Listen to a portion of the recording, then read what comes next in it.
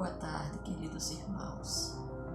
Que a paz que emana de Jesus possa nos envolver, encontrando abrigo nos nossos corações.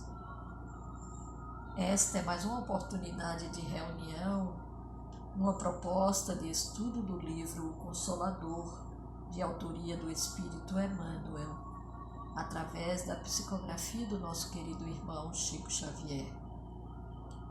Estudo feito semanalmente, na modalidade virtual, já há alguns meses. Na verdade, já se encontra na reta final. Estamos abordando o último tema no ambiente da religião, que é mediunidade. Este livro, para quem não conhece, se apresenta no formato de perguntas e respostas. Já tivemos a oportunidade de estudar 385 questões com abordagens diversas, nos ambientes da ciência, da filosofia e da religião. Estudo que está disponibilizado em diversos outros áudios, acessíveis a quem tiver interesse. Buscando sintonia com os benfeitores espirituais para darmos continuidade ao estudo, desejamos a todos momentos serenos e fecundos.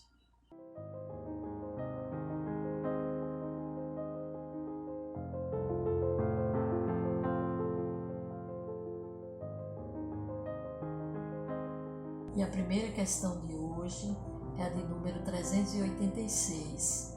Qual a mediunidade mais preciosa para o bom serviço à doutrina? Responde o benfeitor: não existe uma mediunidade mais preciosa que a outra.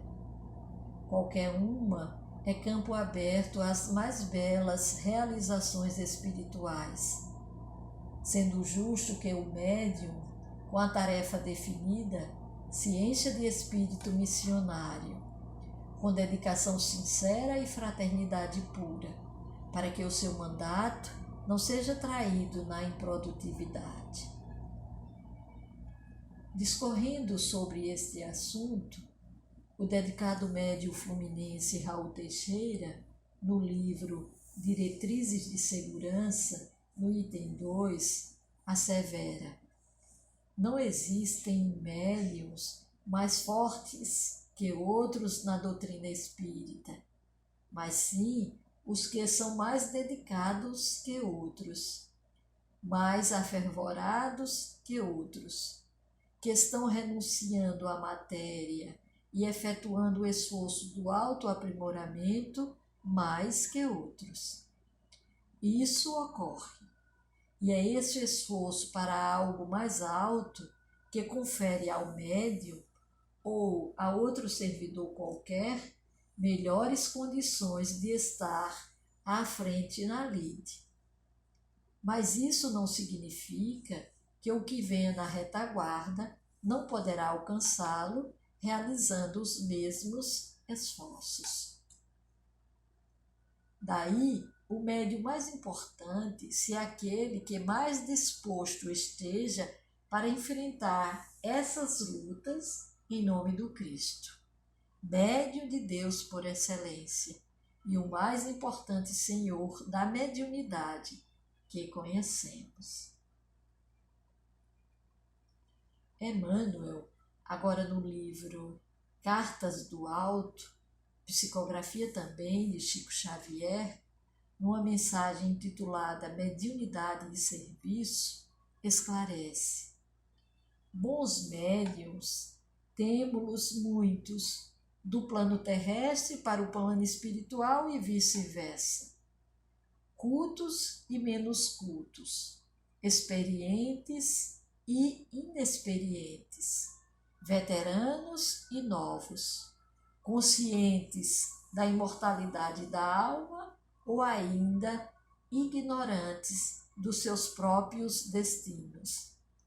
Todos eles respeitáveis pelas esperanças e possibilidades que encerram. No entanto, médiuns bons, ou melhor, medianeiros em ação, aptos a colaborarem com os obreiros do bem na seara do bem eterno, são sempre aqueles que procuram o ouvido de si próprios no melhoramento gradativo de si mesmos e que, acima de tudo, se empenham a aprender e suportar, trabalhar e servir.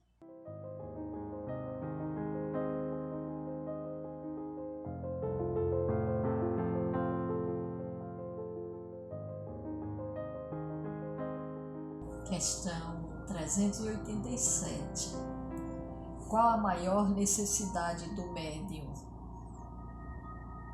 E a resposta do mentor: a primeira necessidade do médium é evangelizar-se a si mesmo antes de se entregar às grandes tarefas doutrinárias, pois, de outro modo, poderá esbarrar sempre com o fantasma do personalismo, em detrimento de sua missão. O espírito Camilo, através da psicografia de Raul Teixeira, no item 54 do livro Desafios da Mediunidade, entre outros pontos, evidencia: para o espiritismo, mais importante que a manifestação mediúnica em si mesma está o aprimoramento do médium, a sua entrega ao bem e ao bom, o seu renascimento moral.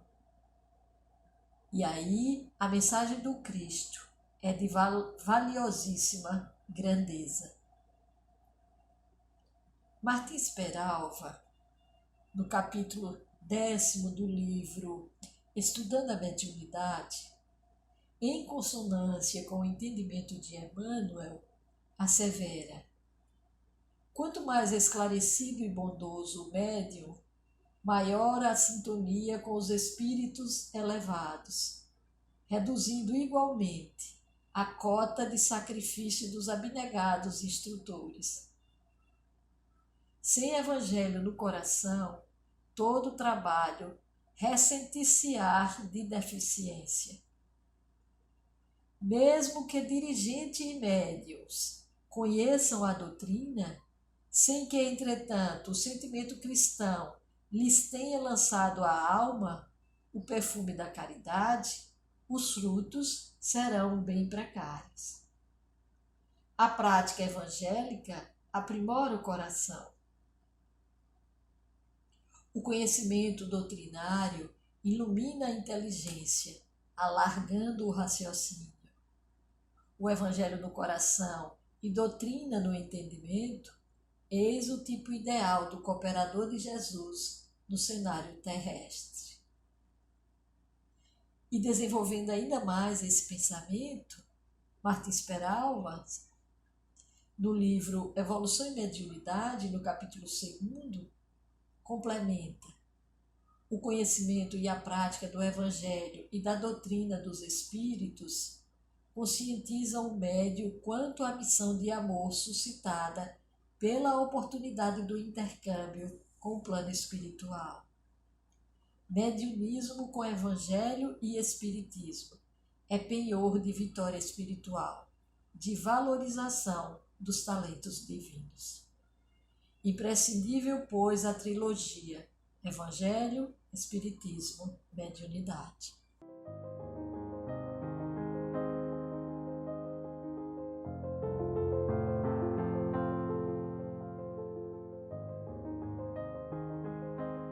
Questão 388. Nos trabalhos mediúnicos, temos de considerar igualmente os imperativos da especialização? Responde o mentor: o homem do mundo, no círculo de obrigações que lhe competem na vida, deverá sair da generalidade para produzir o útil e o agradável na esfera de suas possibilidades individuais. Em mediunidade, devemos submeter-nos aos mesmos princípios. O homem enciclopédico em faculdade ainda não apareceu, senão em germe, nas organizações geniais que raramente surgem na Terra. E temos de considerar que a mediunidade somente agora começa a aparecer no conjunto de atributos do homem transcendente. A especialização na tarefa mediúnica é mais que necessária e somente de sua compreensão poderá nascer a harmonia na grande obra de vulgarização da verdade a realizar. Novamente buscamos a obra Desafios da Mediunidade. Observamos no item 60. Abrindo-se diversos canais de captação ou de percepção na pessoa, o ideal é que se consiga disciplinar todos, a fim de que se estruturem harmonicamente. Para maior utilidade na atividade mediúnica, é comum que os mentores desses indivíduos operem para que um ou dois se tornem mais pronunciados, mais destacados, diminuindo ou mesmo velando a exteriorização de outras percepções.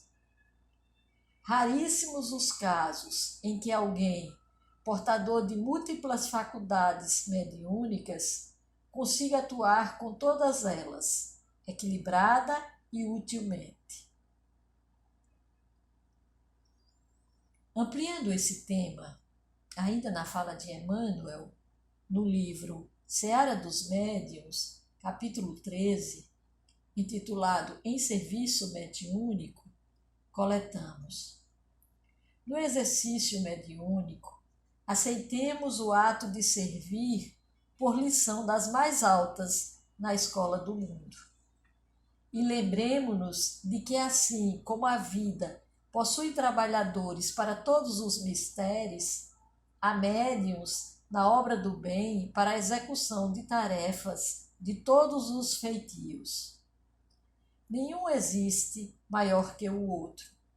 Nenhum está livre do erro. Todos, no entanto, guardam consigo a bendita possibilidade de auxiliar. Esse tem a palavra que educa, aquele a mão que alivia e aquele outro a pena que consola. Esse traz a oração que enleva, aquele transporta a mensagem que reanima e aquele outro mostra a força de restaurar. Usa, pois, tuas faculdades medianímicas como empréstimos da bondade infinita, para que o orgulho te não assalte. E recorda que Jesus, o medianeiro divino, em circunstância alguma, requestou a admiração dos maiorais de seu tempo, e sim passou entre os homens, amparando e compreendendo, ajudando e servindo.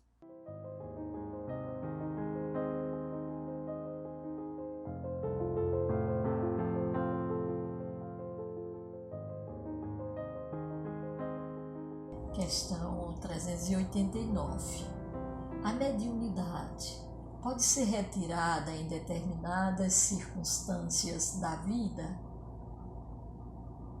Responde Emmanuel. Os atributos medianímicos são como os talentos do Evangelho. Se o patrimônio divino é desviado de seus fins, o mau servo torna-se indigno da confiança do Senhor da seara da verdade e do amor. Multiplicados no bem, os talentos mediúnicos crescerão para Jesus, sob as bênçãos divinas.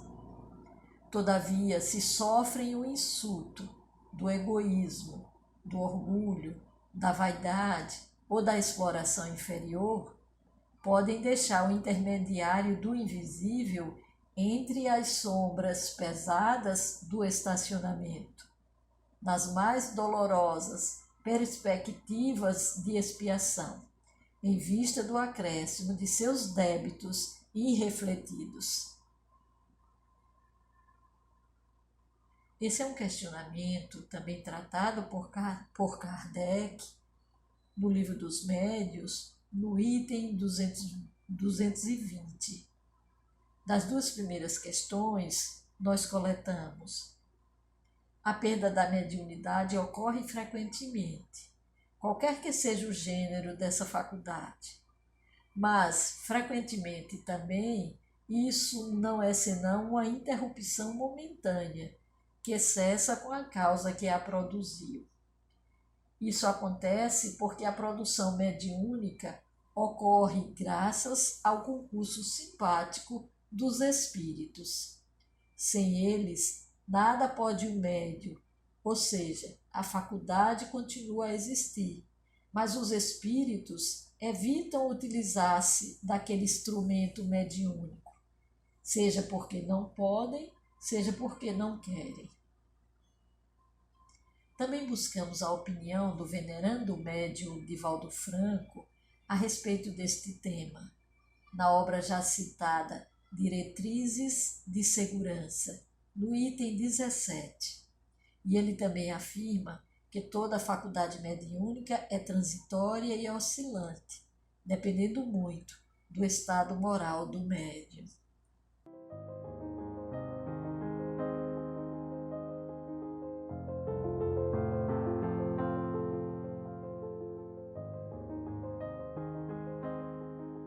Questão 390.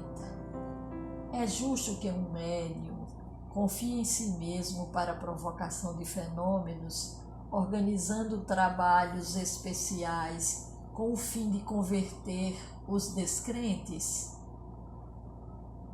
E a resposta do mentor: onde o médium, em tão elevada condição de pureza e merecimento, para contar com as suas próprias forças na produção desse ou daquele fenômeno. Ninguém vale na terra senão pela expressão da misericórdia divina que o acompanha, e a sabedoria do plano superior conhece minuciosamente as necessidades e méritos de cada um. A tentativa de tais trabalhos é um erro grave. Um fenômeno não edifica a fé sincera, somente conseguida pelo esforço e boa vontade pessoal na meditação e no trabalho interior. Os descrentes chegarão à verdade algum dia, e a verdade é Jesus. Anteciparmos-nos à ação do Mestre não seria testemunho de confusão? Organizar sessões medianímicas com o objetivo de arrebanhar prosélitos é agir com demasiada leviandade. O que é santo e divino ficaria exposto aos julgamentos precipitados dos mais ignorantes e ao assalto destruidor dos mais perversos, como se a verdade de Jesus fosse objeto de espetáculos nos picadeiros de um circo.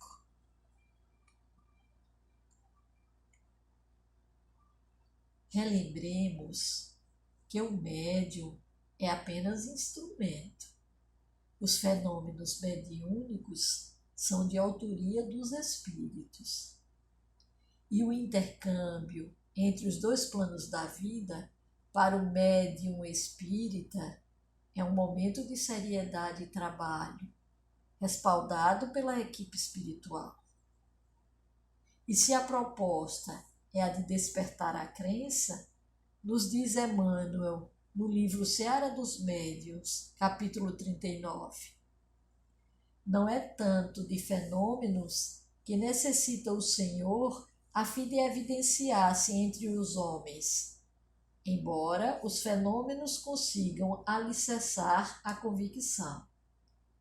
Espetáculo que assombra raramente ajuda a discernir. Uma chuva de meteoros suscita observações científicas, mas não interfere em questões de conduta. Kardec, no comentário do item 51 do Livro dos Médiuns, elucida: que o homem utilize o espiritismo para o seu adiantamento moral é o essencial. O resto não é senão curiosidade estéril e frequentemente orgulhosa, cuja satisfação não lhe fará dar nenhum passo à frente. O único meio de avançar é o de tornar-se melhor.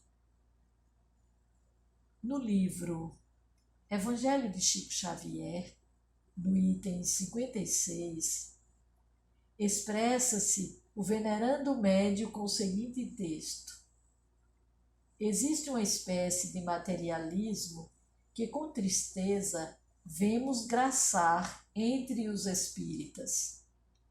Companheiros ficam na expectativa de que o mundo espiritual os aquinhoe com a produção de fenômenos que os induzam à crença na imortalidade. De Emmanuel, nós trouxemos ainda alguns trechos de uma mensagem intitulada A Procura da Fé, inserida no livro Coletânea do Além. Vejamos. Urge compreender, todavia, que não se arrebata a luz divina através dos aparelhos materiais com que se observam os médiuns humanos. Nem se colhe o trigo eterno da verdade à força de interrogatórios e imposições. A obtenção da fé reclama, por sua vez, determinados valores da natureza espiritual. É por este motivo que espiritismo sem edificação do homem interior é simples fenômeno, e de fenômenos estão repletos todos os recantos da vida. É por isto que a procura da fé, sem a reforma íntima dos interessados em Jesus Cristo, costuma representar mera aventura da vaidade humana, impermeável à revelação superior, nas densas trevas dos abismos do eu.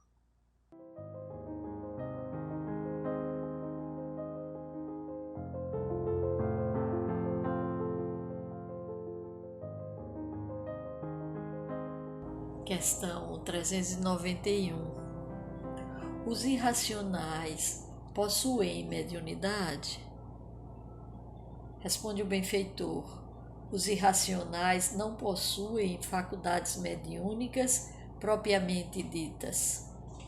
Contudo, têm percepções psíquicas embrionárias, condizentes ao seu estado evolutivo, através das quais podem indiciar as entidades deliberadamente perturbadoras, com fins inferiores, para estabelecer a perplexidade naquele que os acompanham em determinadas circunstâncias. Vejamos também alguns recortes do esclarecimento do Espírito Erasto nos comentários do item 236 do Livro dos Médiuns. É certo que os espíritos podem tornar-se visíveis e tangíveis aos animais, e muitas vezes o terror súbito, que eles denotam, sem que lhe percebais a causa, é determinado pela visão de um ou de muitos espíritos mal intencionados, com relação aos indivíduos presentes ou com relação aos donos dos animais. Reconheço perfeitamente que há nos animais aptidões diversas, mas daí a poderem servir de intermediários para a transmissão do pensamento dos espíritos, há um abismo, há diferença das naturezas.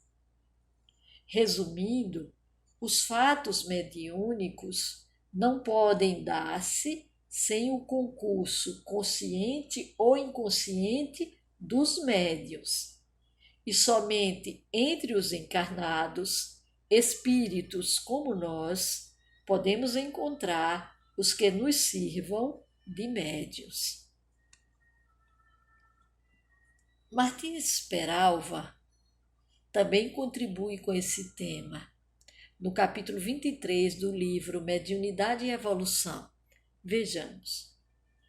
Os amigos espirituais definem a mediunidade como percepção, e os animais a possuem em alto grau. Não se dirá, contudo, com apoio doutrinário, que os espíritos possam dar comunicações por intermédio dos animais. Há de se admitir, porque insofismáveis, as suas fortes percepções, seja na vidência, audiência ou pressentimentos. Percepções que, se quisermos ser prudentes, diremos espirituais, ou mediúnicas, se quisermos ser um pouco mais corajosos. Esta questão conclui o conteúdo classificado pelo benfeitor como desenvolvimento no tópico mediunidade. Daremos continuidade no mesmo tópico, porém abordando agora preparação.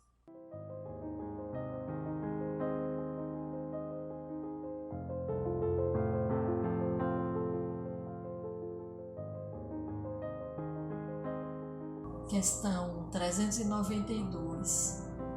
Pode contar um médium de maneira absoluta com os seus guias espirituais, dispensando os estudos? Responde Emmanuel. Os mentores de um médium, por mais dedicados e envolvidos, não lhe poderão tolher a vontade e nem lhe afastar o coração das lutas indispensáveis da vida, em cujos benefícios todos os homens resgatam o passado delituoso e obscuro, conquistando méritos novos. O médium tem a obrigação de estudar muito, observar intensamente e trabalhar em todos os instantes pela sua própria iluminação.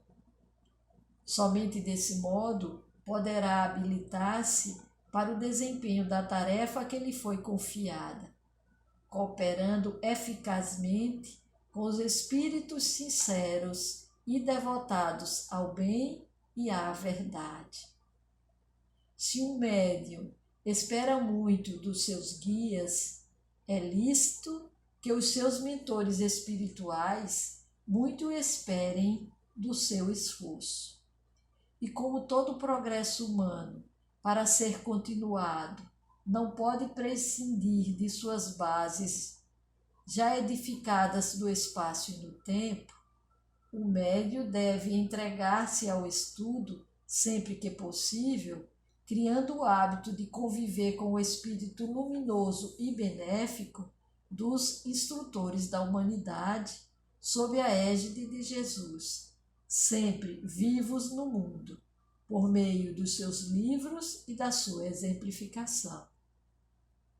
O costume de tudo aguardar de um guia pode transformar-se em vício detestável, infirmando as possibilidades mais preciosas da alma. Chegando-se a esse desvirtuamento, atinge-se o declive das mistificações e das extravagâncias doutrinárias, tornando-se o médium preguiçoso e leviano responsável pelo desvio de sua tarefa sagrada. De uma belíssima mensagem do espírito Ageu Pinto dos Santos, através da psicografia de Chico Xavier, inserida no livro Instruções Psicofônicas, nós destacamos o seguinte texto: devemos estabelecer a competência mediúnica em base de solidariedade humana, a expressar-se em serviço aos semelhantes, entendendo, no entanto, que ninguém pode servir ignorando como servir.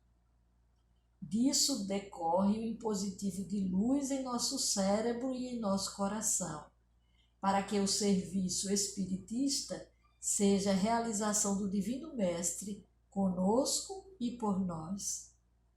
Arejemos, pois, o mundo íntimo no santuário da educação, para que a mediunidade e o amor não se escravizem à sombra. E roguemos ao Pai Celestial nos conceda a precisa coragem de viver o Evangelho de Jesus, hoje e sempre.